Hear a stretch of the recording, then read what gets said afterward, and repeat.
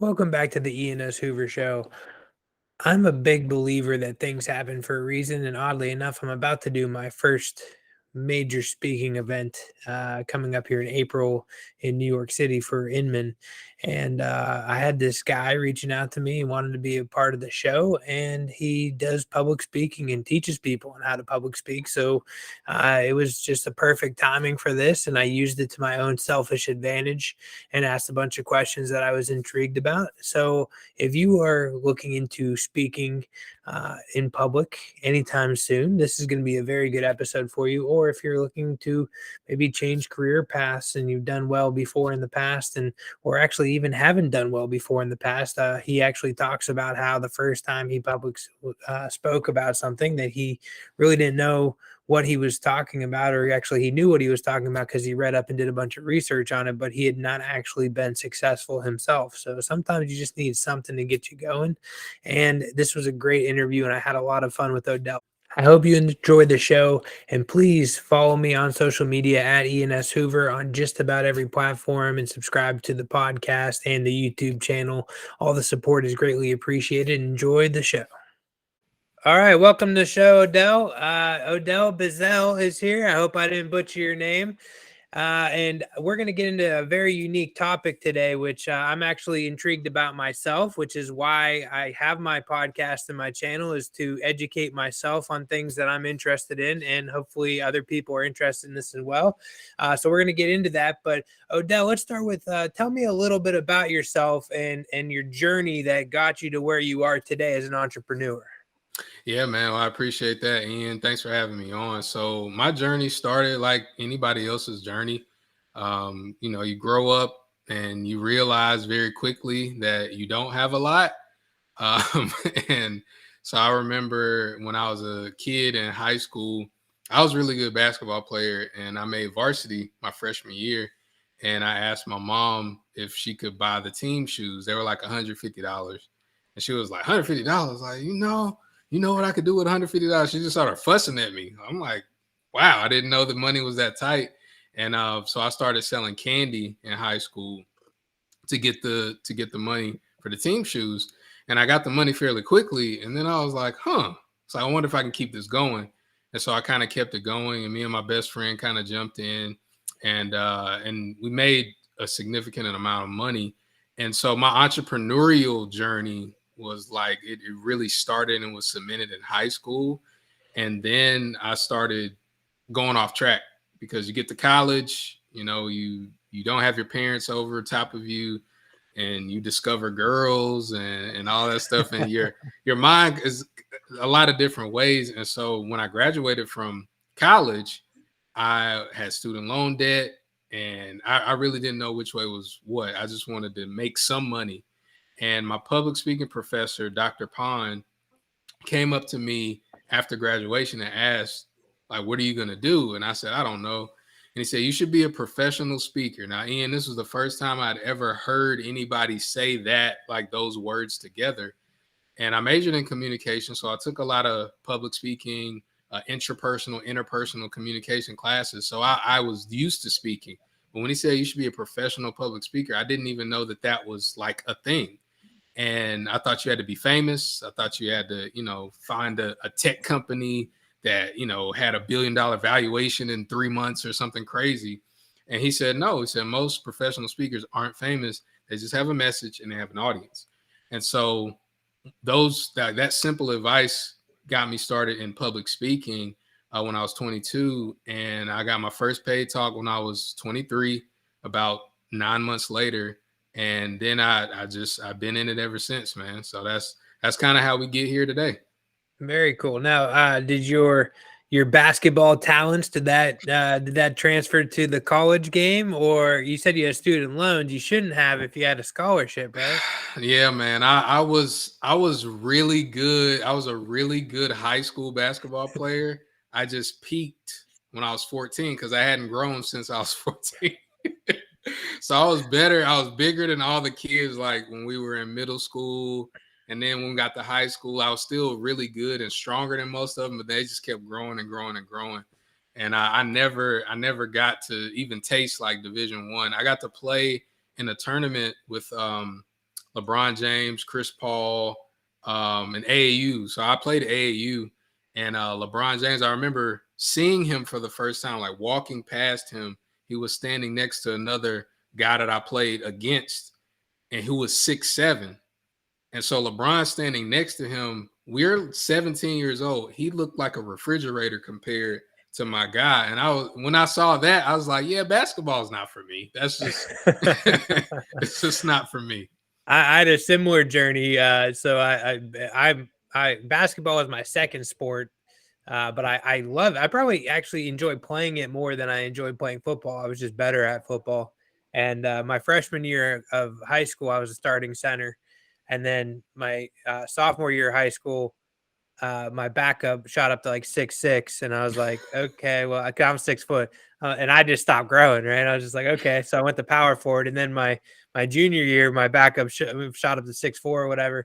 So I was just like, they're like, yeah, you're gonna have to lose some weight and get some handles and play guard, and I'm just like, yeah, I think so. My basketball career ended even before high school ended, right?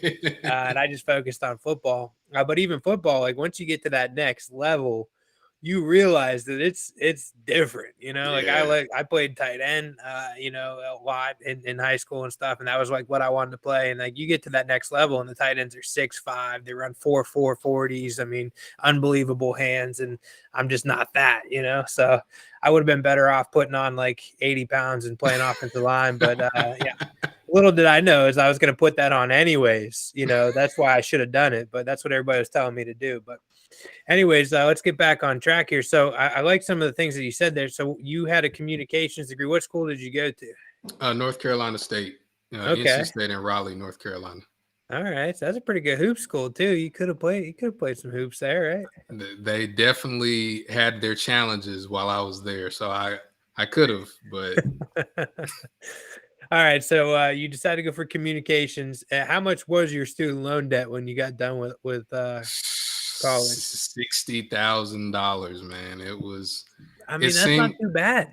outright compared to now. It doesn't Yeah, seem that bad, right? But absolutely. then when you're a kid and you don't even have any money in the bank, and they're like, "Oh, you owe $60,000 plus interest," and I'm like, "What?" Yeah, it was a bad time.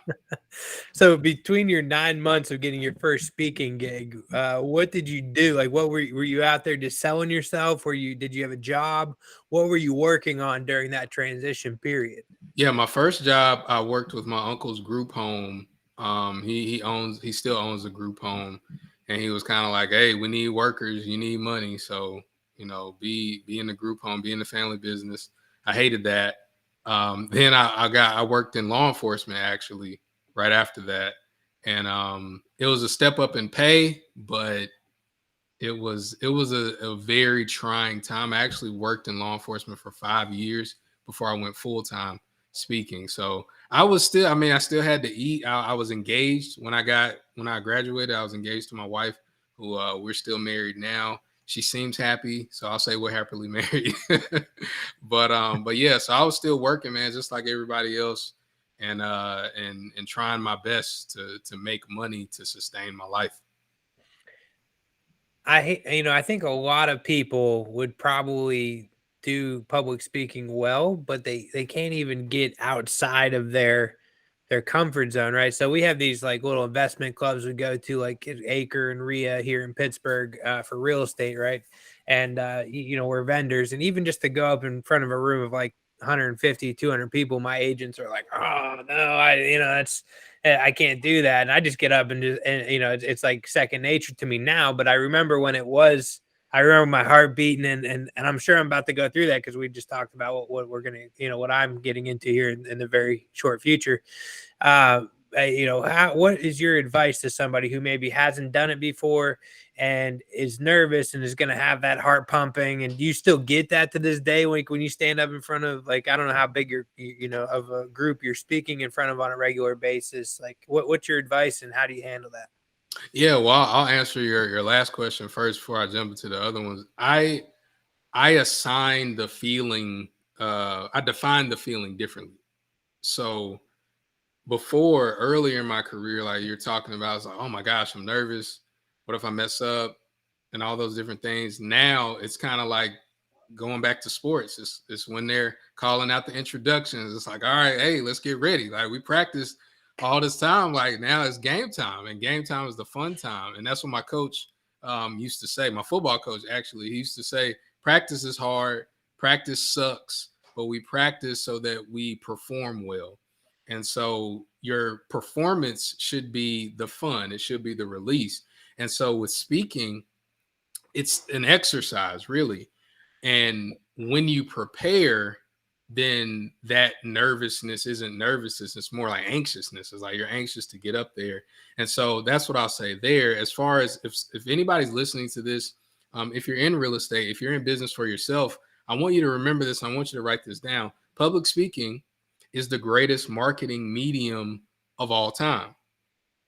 And the reason why I say that is because public speaking, when you connect to somebody voice to voice, they hear it better than if you connect through computer. If you connect through text or email, they hear it better. They receive, because you're a person, you're a human being. Think about how many times we hate. I'll say this. I won't speak for everybody. I hate calling customer service lines because I know I'm not going to talk to a person until 97 minutes later. They're gonna make me earn the money to get to them to give me my money back or to get better service.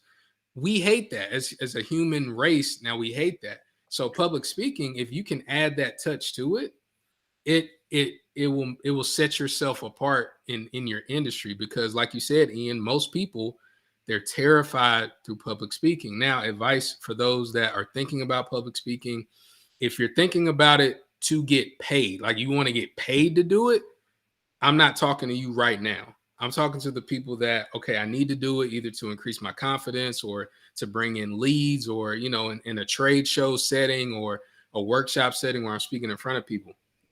This, and I don't want your audience to miss it, so I'm going to say it slowly. Practice. Practice. I know that sounds, well, yeah, but what if I practice wrong? Practice talking with this thought in mind. It's about the audience and what they want to hear. Practice talking with the thought of what do they want to hear. Because if you practice it from that lens, it takes the pressure off you. The reason why we get nervous is because we're thinking, what if I fall when I step on stage? What if I stutter? What if what I say doesn't make sense? We're thinking about all these things within our own minds versus how can I convey this message to the audience so that it's helpful, but also profitable for the both of us. When you start thinking like that, then you don't worry about all the theatrics that are behind it. You don't worry about, well, what if I say or ah? It doesn't matter if, as long as what you're saying is helpful to the audience. I could be humming and hawing and saying all sorts of stuff, but if I say, look, I'm going to give you $1,000 if you help, okay, I'm listening. I don't care if you're stuttering or not. I'm listening because you're helping me, and it can be profitable. And so that's the thing that I would say, practice that. And if you have a family, you can practice it with your family. With my kids know that whenever I am talking to them, lecturing them, I'm going to teach them something, but I'm also going to say, now, if you do this, then this is going to help you. If you don't do it, then this is going to hurt you. Which one do you want? And then, I want to be hurt. So you have to learn how to engage and use public speaking as a platform, and don't think of it as a spotlight. What's in it for them, right? Like, it's always a with them. You always got to bring that into it for sure. So you talked about practice. Now you said in front of your family. What if you're even too nervous to do that? Because honestly, I would say putting yourself out there in front of your family could be even harder in some scenarios than just go ahead and going up and stand in front of a couple hundred, couple thousand people, because there's nobody who's going to critique you more than your own love for your own family, the people that love you, right? So where else can you start? Like, I've done like the mirror before, I've done just in my car, just repeating stuff over and over again to try and spitball. Obviously, I've done a lot of video recording recently, and that's I think helped me out a lot. But what are there any other tactics that you would recommend? For sure. So we learn more by modeling than we do by people teaching us stuff. So when I train people on public speaking, I tell them all the time, you can't learn how to swim at a seminar. You can't learn how to do public speaking at a seminar. I can tell you, hey, this is how you start a speech. This is how you transition. And I can tell you all that stuff, but you have to practice it. So the best way to practice is to model, watch other people. So just pop on a YouTube video or something of a great speaker. Just watch what they do. Another thing you can do is, for those even listening to this podcast, listen to podcasts, because you can get a sense of the person that either is doing the interviewing or the person that's being interviewed. You can get a sense of if they do it or not. Like, and I believe that public speaking has a lot of different levels. There's platform speaking. That's one type of skill, the type that you're about to take on, where you're staying on stage and you're delivering a message. But then there's teaching. If I'm going to show you how to do something, if I'm going to teach you how to do a deal, I have to walk you through every step of it. That's teaching. And then there's something that's called emceeing or hosting. And then there's interviewing. So if you are somebody that is trying to get better at public speaking, I suggest you look at somebody who's a good platform presenter, whoever that is. Watch them, see what they do, and you'll model that, because your subconscious, it models that. Then also listen to a lot of interviews, listen to a lot of podcast interviews, the ones that are good, the ones that move along. Watch the news, not for the stuff that they talk about, but watch how they engage with the camera. Watch all that stuff. And what your subconscious mind will do is say, okay, well, we can do it like that, or maybe we can't do it like that. And then when you get up the nerve to practice, I think you need to practice in front of human beings. That's just my opinion. The mirror helps you prepare, but you got to practice in front of human beings, because you got to like see what they're saying. Even your family. And you had it right. It's so hard. It's so much harder to speak in front of your family, because for one, they probably don't care about what you're talking about in the first place. Like, they probably don't care. So keeping their attention is actually harder. But one of my mentors said it like this, that he calls it the easy hard principle. It's going to be hard. You just have to depend on when it's hard for you. If you make it hard at the beginning, it'll be easy at the end. If you make it easy at the beginning, it'll be hard at the end. So family is the best place to start.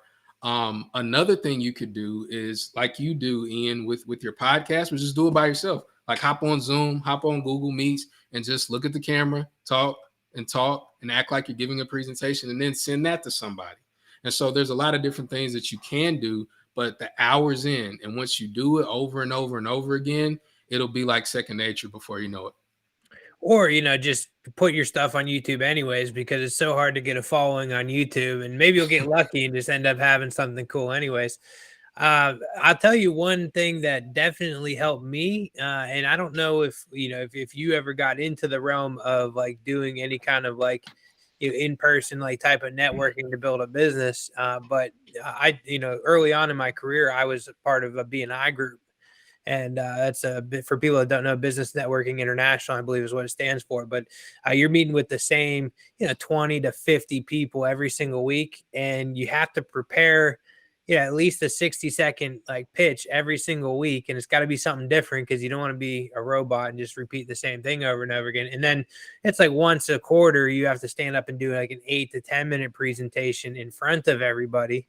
And that I think it really helped me out early on of getting me out of my comfort zone, and also what it takes to actually prepare, even for something as small as a 60-second like video, like commercial in front of people, because you don't want to be stuttering over your words. You want to get your point across, and that definitely helped. And obviously it's good for business too. So if you're a small business owner and you're trying to do that, I would recommend that is a great place to start, maybe as an additional tip, although you are the expert, Odell. So we'll lean to you as well. So I want to go back to your first speaking engagement.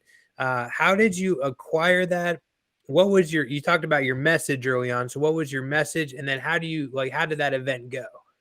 Yeah, first one, Rockingham Community College in Wentworth, North Carolina, $600. I got that actually. I was heavy in network marketing when I was in college, heavy in it. And by heavy meaning I didn't make money. I was just at the meetings a lot. But the person that brought me in, mentor of mine, he would run these meetings. He had a huge team. I didn't, but he had a huge team. So he would run the meetings, and he got, I guess, so lucrative. He just said, "Hey, kid, you're excited, like you run the meetings." So I started running the meetings, and somebody in the meetings was a student at Rockingham Community College. It was like 30 minutes away from where I grew up. And he talked to the SGA president over there, and the SGA president called me. I was at my best friend Justin's house, called me and said, "Hey, I heard that you're a good speaker. Do you want to speak?" And I said, "Sure." And he's like, "How much do you charge?" And I said, I don't know. I mean, how much do you pay?" And he said, "Well, we got about $600. We talk for an hour." And I was like, "Yeah, Right. yeah." I was like, "I think I can do that. I think I can swing that." And so that's how that went. At the time, my message was tailored towards college students because I just graduated from undergrad. So it was tailored to helping them become successful after college, ironically enough, which I was not. But I talked about it because I read an obscene amount of books after I graduated because I didn't have anything else to do. And I just kind of transmitted those books into a book that I wrote. And so they hired me based on that book. And it went great. I mean, I was written up in the local paper. I felt like I was famous. I thought it was always going to be like that. There were people from the community. I'm talking like 85-year-old people that were like, "Oh, you're doing so good." It went great. But what I learned is what a lot of people learn is that the actual performance part or the delivery of the thing that you sell is the smallest amount of time that you're going to spend. And so I delivered the speech. I did it. It was over with. And then they gave me a check. I went home in my 2002 Nissan Sentra, and that was it. But what I wish I would have known, and I want everybody again to listen to this, like public speaking, you can make money by speaking on the front end, somebody paying you, or you can make money on the back end, which is why it's the greatest marketing medium, by collecting leads. And so, like you talked about BNI, networking, you're in a place with like-minded people. If you know your target audience, I suggest you do your own event to serve those people. So if you're selling real estate and you only, like my cousin, he's a realtor. It's like you only want to work with people that make a certain amount of money.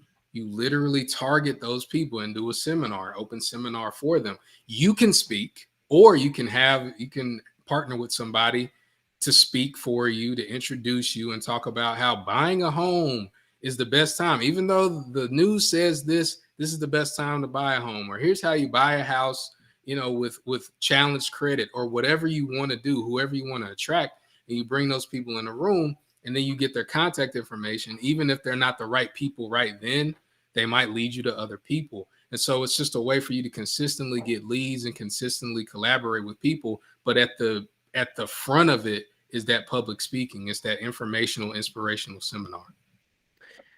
I like that you specific. I mean, you're being honest with us, right? And you put yourself out there that, like, I was talking about something that I was not good at, that's cool because honestly, my profession, real estate, is a lot like that. You get in, you literally have no clue what you're doing, even if you have great training and everything around you. You're learning on the job, and you got to go out there and at least pretend like you know enough to confidently do this job. And then once you close a handful of deals, then you start to be a little more confident.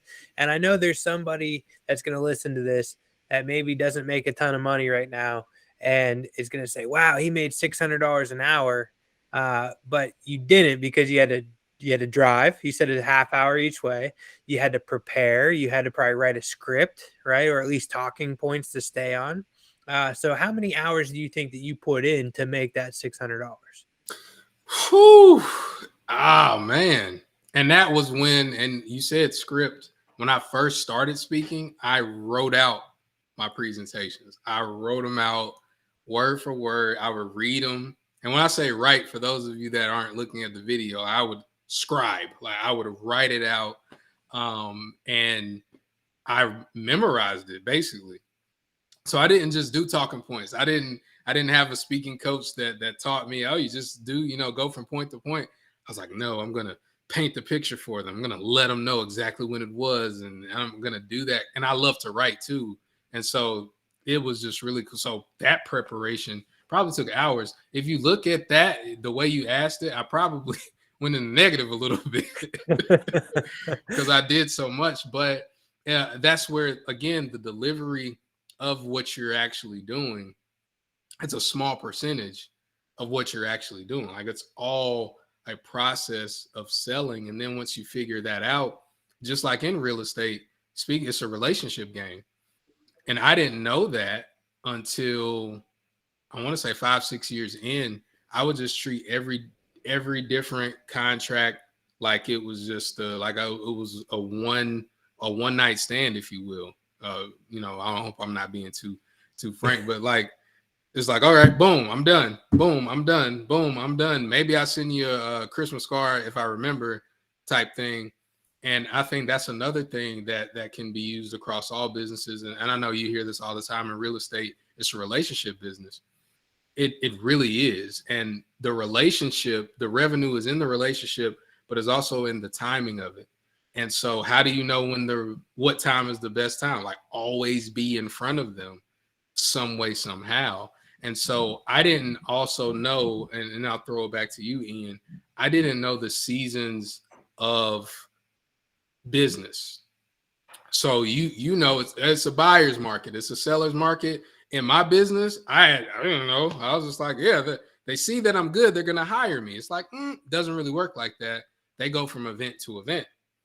And so again, if you're listening to this, no matter what business you're in, the key is to create events that people want to go to. So no matter what market it is, you're constantly getting leads in that could lead to somebody else. You could build a relationship with them. You could build events and experiences around them. And then, hey, I sell real estate, or that I invest, or and it's a whole lot easier to pull from that crowd. I would guess that you probably didn't do this, but you probably do this now. So in that scenario where you got introduced to this guy the guy at the college called you and you did that speaking engagement, you probably should have, and I'm going to guess you probably didn't, follow up with that person, continue building that relationship, tell him some of the other speaking topics that would have been, that you could do as a follow-up or as an adding on, or for other types of areas of the college. I didn't stick too long around in college, so I have no idea of all the other avenues that a college would be good for. I would be the worst person to bring to college, because I'd be telling you, like, drop everything. Unless you're a doctor, a lawyer, an engineer, y'all better be dropping out right now. Because you know how many people the marketing degree has worked for me over the past 10 years of my life? A lot, right? It's just a wasted degree, essentially. And I would be the worst person to bring to a college campus. So yeah, they wouldn't want you. Yeah, I'd be bad for business, right? But I'm gonna guess you didn't do that. And how do you do that now? Like, what is your process in place to keep those relationships? Oh yeah, I'm glad you asked that, because this is gonna help somebody. So you're right, I did not. I still remember his name. It's funny, we're still connected on Facebook, and I actually got hired again the next year. Because we were connected on Facebook and we were around the same age. So, we were kind of chummy that way.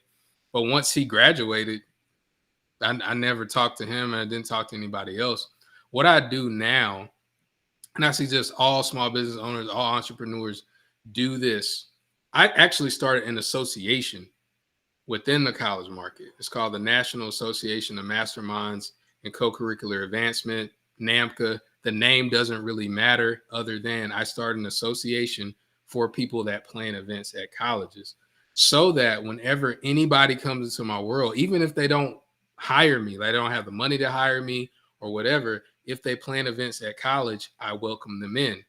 I actually pay them to help me build my business. And the way that I do that is by, hey, what type of events is your campus missing? You can't hire me. Well, what type of event would you want to hire me for? And it's all R&D. It's all research and development. That's all it is. And I'm bringing these people in, and they love me because, hey, I'm giving you $50 to talk to a speaker that I'm training for 30 minutes. or I'm doing this and I'm doing that, and I'm feeding the individual or the institution that is helping me. And so here's why I said this could help somebody listening. You either connect to an association already, or you create a pocket. And an associate doesn't have to be 1,000 people. It could be 100 people that are mutually driven to help build what you're doing. And you could mutually, it could be, you could give them money to help consult, or you can just create really cool experiences for them to be a part of and network themselves. Just like BNI is an association, you can create one or create a pocket of one. And so now nobody ever leaves my life. And I tell them that like jokingly, like, hey, we're family now. Like, you're my third, I love you like a third cousin. That's what I say a lot. But it's because now that experience of missing a lead, I can't do that anymore. Like I think of all the leads that I missed early in my career. It's like, man, this person could have hired me to do this, or this person could have helped me to do this.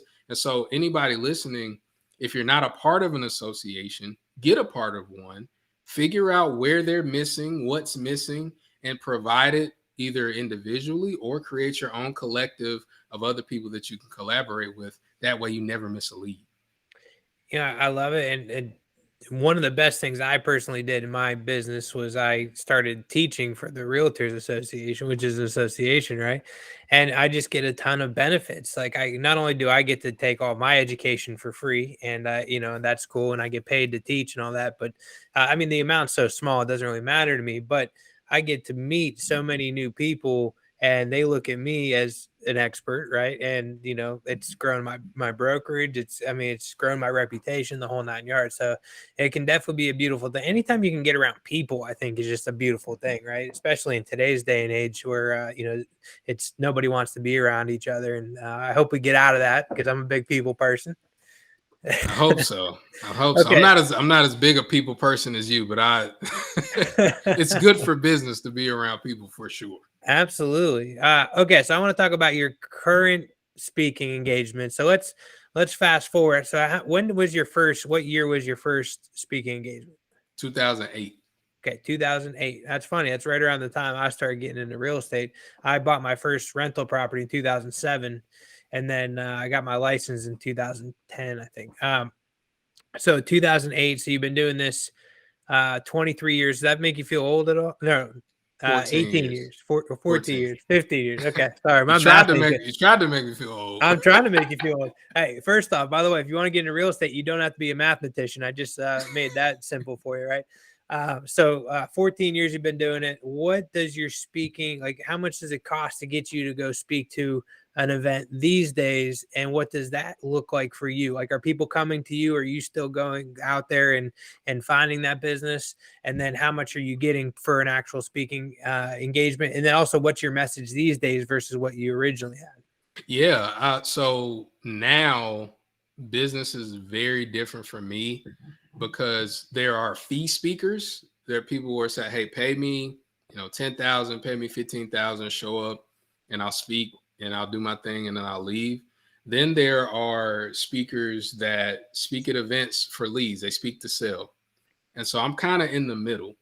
So when I go speak for a college or for a company, I really assess who's in the audience. So I'll give you a couple examples. I speak for associations for free. As long as there's 100 buyers in the audience, I get the list, and it's my audience. Like, I'll speak for free. Like, I'll pay my own way. And people still are like, oh my gosh, really? You? Like, yeah, because I know if it's 100 people in the audience, I know they're gonna, at least if I do bad, if I mess up, if I got, a sore throat or something, I'll close 10 people within a couple, like, from that audience. And that's bad if there are 100 buyers in the audience. So for me, that's anywhere from a 50 to 100K payday, essentially. So I'll do that all day long. But I primarily use speaking now as marketing. So for my association, so when I go places, I want you to either hire me to speak, or I want you to join my association. And so depending on the audience, it's anywhere, like, packages start at 15K and all the way down to 5K. So it just depends. If I'm teaching and I can sell something, hey, you know, you pay for me a hotel room, I'm there. So it just has to depend on the audience. My message now, if I'm speaking to sell something, is different than if I'm just a hired gun to come in and speak.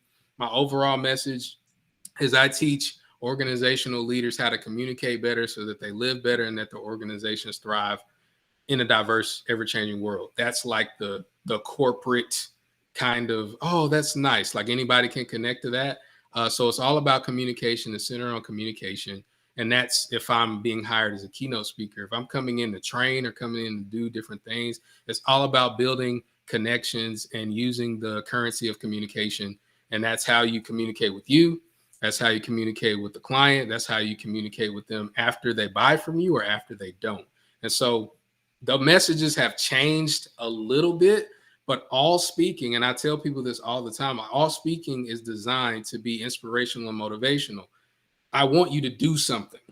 Like after I finish speaking, just like when you go give your presentation, I want you to do something, whether it be download my free resource, whether it be come back to the conference next year, whether it be buy my book at the back. I want you to do something. And so all of my presentations are centered around what audience I'm in or I'm in front of and what I want them to do after the presentation. Okay, so let me throw one at you. So we'll use me. So I'm greedy, right? I use my platform to learn myself, right? And for those of you that don't know, I'm about to be speaking just a little 20-minute session at Inman in New York City, which is a real estate convention, and the compensation is very minimal. And in your scenario, you're talking about having buyers. I really, obviously my main priority is to grow my real estate brokerage, right? But my real estate brokerage is in Pittsburgh. So the odds of me having somebody at the event or watching into the event that are from Pittsburgh probably going to be kind of small, right?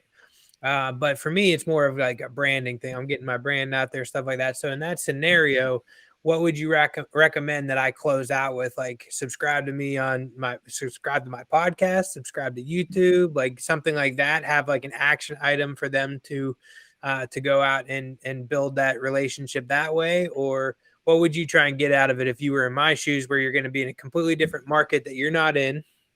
And there's really no huge compensation. Like I have nothing to sell there. Essentially, I don't have a book or anything or nothing like that. So, Okay, cool. Let me ask you this question. The audience is made up of whom? Like who is going to be there primarily? Like a lot of people like you that do mostly what you do? other real estate agents and brokers are going to be there. Yep. Okay. So I would say, and when is the event? Next month? End of April. Yeah. Okay. So I would say a couple of things. First of all, assess what it is you actually want. So you said branding. So if it's branding, if you want to look bigger or better, for your clients, hey, have somebody there taking pictures, getting video of what you're talking about first and foremost, so that's what you take away from it. The second thing that I would say is, and this is just a shot in the dark without me knowing a lot about your business, I imagine that you have some kind of advice that you can give to people like you, right? I mean, otherwise Yes. you wouldn't be on stage. Absolutely. Some form of fashion, if you can do it quickly, if you can mobilize it quickly, maybe it's even packaging together some podcasts, sell something. And the way you close it out is by basically saying, hey, did what I say make sense to you? Yes or yes? Raise your hand. All right. Did I say something that could be helpful to you? Yes or yes? All right, cool.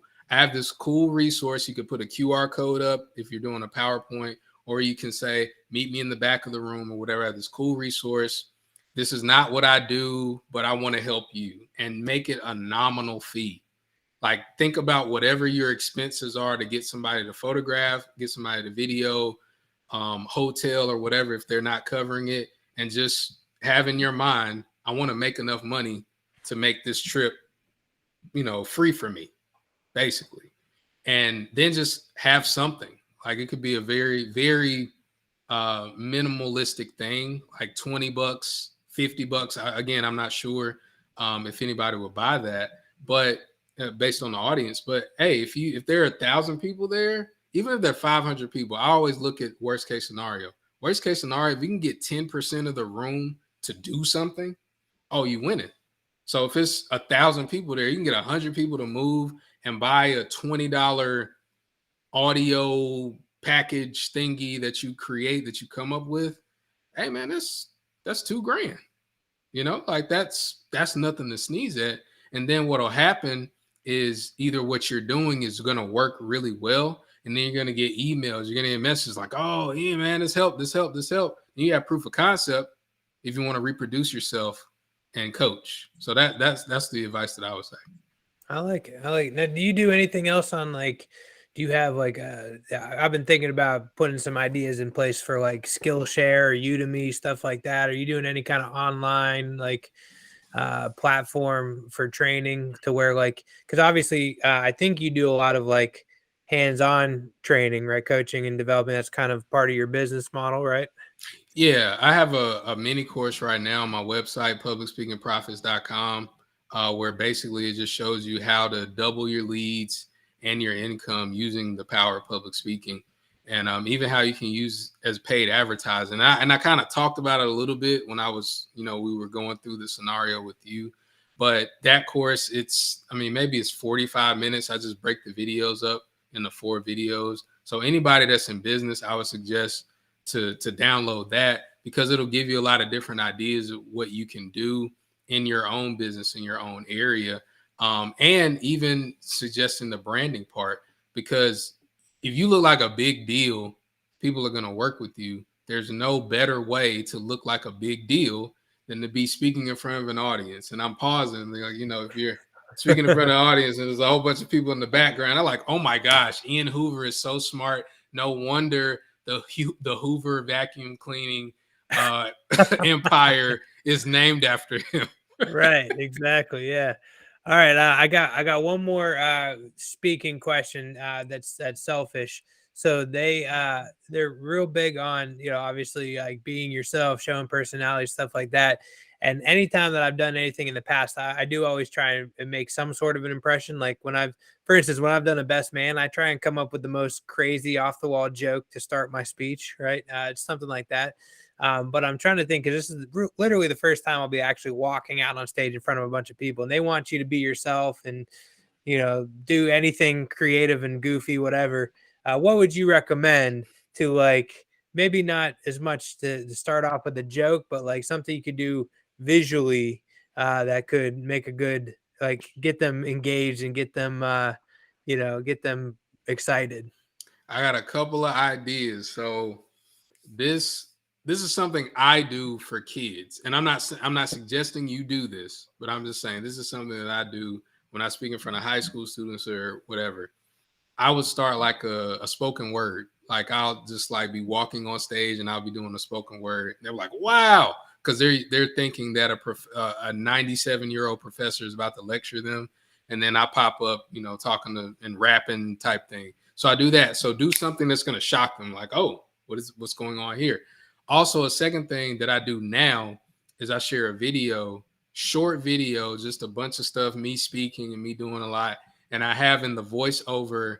And so you can integrate this in your introduction, or you could create a video too. But in the introduction, I say, and Odell is having a feature film made after his life, and where Kevin Hart stars as Odell, The Rock stars as his guidance counselor, Morgan Freeman is his grandfather. I'm just naming all these people. And so for a second, and then it pauses, and people are like, wait a minute, Kevin Hart. And then I have a fake movie trailer up there, like a fake image, rather, a fake movie image. And they're like, oh my gosh, for a second. So you could do something like that. You can integrate that in your introduction. You can say Ian Hoover, and many people know him from Hoover vacuum cleaners. Psych, like, like something like that, where they're like, oh, that's funny. And then the last thing is have a prop. So Zig Ziglar, famous motivational speaker from, Love Zig, yeah. Back in the day, he used to have like a water pump, right? My very first presentation I did, I used to have a flat basketball because I talked about my basketball career and how I wasn't able to play basketball anymore and all this stuff. And so have something where like their eyes are on that thing. Those are the suggestions that I would say. But do Cool. something like show your personality in your introduction. You seem like a fun guy, so just let them know like this is not about to be boring. I'm about to teach you how to make a whole bunch of money, and you're gonna have some fun. Is that cool? And most people are gonna be like, sure. So gets that buy-in right away. I like it. I like it. So I have a couple questions I always finish the podcast with, but first, what's your like? What are you pitching? What are you on my show to talk about? Like, let's get that out of the way. Let's like, how can we support you, Odell? And then how do people connect with you? I always forget to get this stuff, so I want to get it before we get to the last couple questions. For sure. Just go to publicspeakingprofits.com and you'll see on there the tagline is get paid to advertise. And so every single person that's in business has to advertise, they have to market. And Public Speaking Profits, the mini course, there's a whole video on there that talks about how you can get paid to advertise using public speaking. And right now it's free. So make sure you download it, check it out, and grow your business. That's really the biggest ask I have, is that you grow your business, because we know small business owners and entrepreneurs, we're the engine that runs this country. And so we need more of us to be better, share good messages, and help more people. So publicspeakingprofits.com is what I would say. I'm the only Odell Bizzell online. I actually had a fake Instagram account created last week. That's when by you know you're big somebody. time. Yeah, by somebody. I don't know who it was, selling Bitcoin or what. I don't even understand Bitcoin. So anyway, but I'm Odell Bizzell across all platforms, on LinkedIn, Instagram, Twitter, all that stuff. I'm the only Odell Bizzell that is alive and well.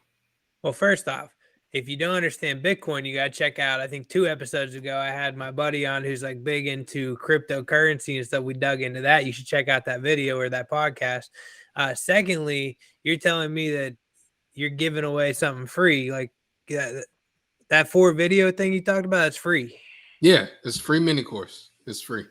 What do you get? Just contacts, essentially. You're essentially giving that for free to get their contact info, and then you're going to hopefully follow up with them to have them join your association or join your boot camp or whatever, right? Like that's Yeah, I do marketing boot camps for small business owners. So if you go through the mini course and you're like, wow, this is really cool, but I need some help implementing it, then you'll talk to my team, and if it's a fit, it's a fit, and if not, we can show you some resources on how to grow. cool, man. I love it. I dig it. Okay, so the couple questions I like to ask at the end. Number one, what's your favorite business book? Whoo, favorite, man, that is so hard, because I read a lot. So I would say right now, I'll just focus on right now, is Boss Moves. It's called Boss Moves by my mentor and coach, Myron Golden. And I've never heard of that. Boss Moves. Boss Moves, BOSS moves. Yeah, it breaks down so much stuff. Like, you feel smarter after you read it, but you feel like you can make even more money. So that's the one right now that's fresh on my mind. Okay, if you were to go back to your day one, what would you change to make a bigger impact on your career? What would you do differently? Man, that's a really good question. What I would do differently is I would interview, just in my space, as a professional speaker selling speaking services, I would interview probably 20, 30 people about what they look for when they hire speakers, where they get speakers from. I would do a whole lot more research on the marketing end than what I did, because what I did was good because I practiced. Like, I was a polished speaker. When I was 23, I was polished. I mean, I was memorizing, 7,000 words. I was polished, but I had no idea what the business side of it looked like, because I didn't know the buyer. And so I would get to know the buyer, get to know the industry way before I even started really selling. That's the biggest mistake that I made that I would go back and change. I like it. Okay. What's your dream vacation? Dream vacation. My mom is an immigrant from Liberia, West Africa. I've never been.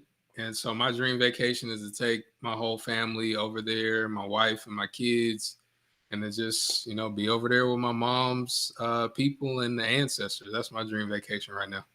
I like it. All right. What does retirement look like for you? I don't ever plan on retiring. So I would say the season of my life when I'm not doing a lot, retirement looks like this. I wake up. I don't have to get my kids together because they're older. I wake up. My wife and I go, work out.